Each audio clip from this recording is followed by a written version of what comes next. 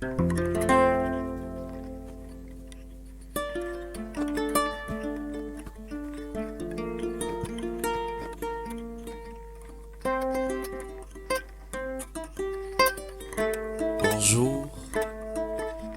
Je vais ouvrir une petite parenthèse avant de commencer.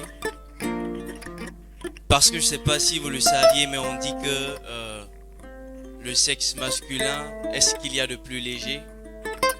Parce qu'il suffit d'une petite pensée pour le soulever.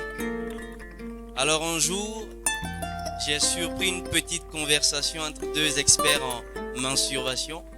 Parce qu'un disait à l'autre de ne pas remettre à deux mains ce qu'on peut faire à quatre pattes. Et l'autre a renchéri en disant que de ne pas négliger la masturbation parce qu'au moins on fait l'amour à quelqu'un qu'on aime au lieu de faire avec quelqu'un qu'on connaît à peine. Alors lorsqu'on me parle de tabou, on me met à bout parce que bout à bout, il n'y a pas de tabou qui existe.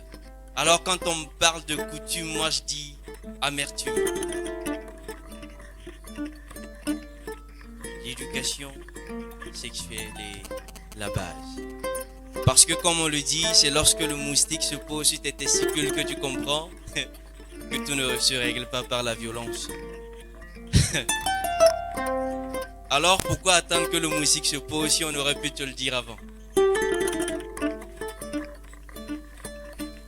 Et un jour on me demandait, entre le sexe et le cœur, lequel est le moteur?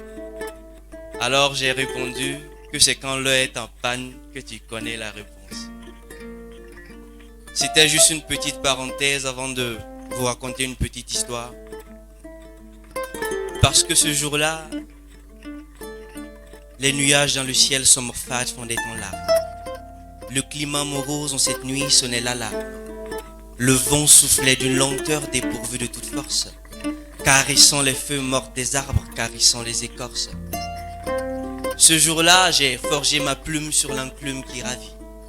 J'ai logé sous la lune l'amertume de la vie, la douleur d'une péripétie de l'heure, noyée dans la douceur d'une série de pleurs. C'est un mardi, le deuxième jour de sa mare dite de larmes sourdes, dures d'odieux dû à la fourberie des perdus au-delà des dunes de fourmis de... Le soleil se couche, sommeille le grand aigle. Le ciel accouche d'une lueur sur les seigles.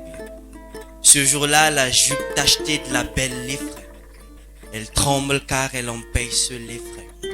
Elle se méfie de ceux qui se délectent des mariages précoces et recouvrent derrière une soi-disant éducation. Elle se remémorait le jour où on lui avait remis à une vieille, la peau dure et ridée, le regard venimeux sidéré, le sourire vide et denté entre ses fosses, certes les seins fanés. On l'avait conduit au loin dans la forêt et on lui avait murmuré à l'oreille, ma fille, tu seras une femme. Si être femme, c'est hurler les artères de sa peine entre ses jambes qui sécrétaient ce sang rouge fade. On avait utilisé la même lame pour accompagner toutes ses sœurs qui étaient à côté. Entailler son clitoris à peine si elle savait ce qui c'était, mais elle a hurlé les larmes de sa peine. Ce jour-là, elle a souffert le martyre. Mais on lui avait dit, ma fille, tu seras une femme. Alors aujourd'hui, le sang coule d'entre ses jambes. Elle sent encore la douleur, ressasse tout ce qui s'est passé, les pensées qui l'ont animée toute sa vie jusqu'à ce jour. Elle n'imaginait pas encore ce qu'elle revivrait les jours à venir. Subirait-elle encore les traces des fibromes du cancer? Elle devrait être obligée de dire à son mari qu'elle sentait le bonheur sans pourtant rien ressentir, juste pour préserver son foyer. Que devra-t-elle dire à sa fille se battrait-elle pour lui apprendre ce qu'elle devrait savoir?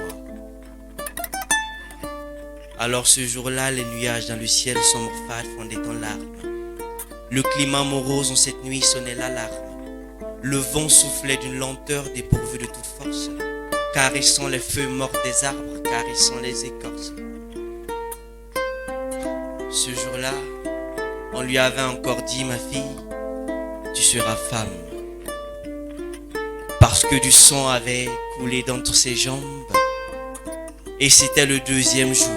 C'était un mardi, le deuxième jour de sa mardite de larmes sourdes, dure d'odieux dû à la fourberie des perdus au-delà des dunes de fourmis de...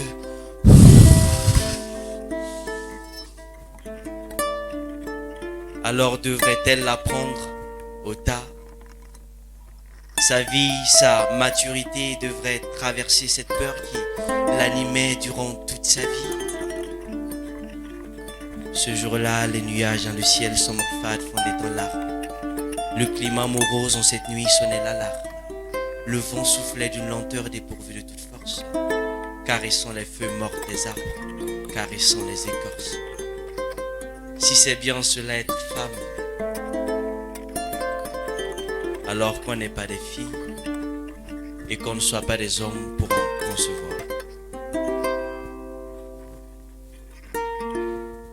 Ce jour-là, les nuages dans le ciel sombre fade fondaient en larmes. Le climat morose en cette nuit sonnait l'alarme. Le vent soufflait d'une lenteur dépourvue de toute force, caressant les feuilles mortes des arbres, caressant les écorces.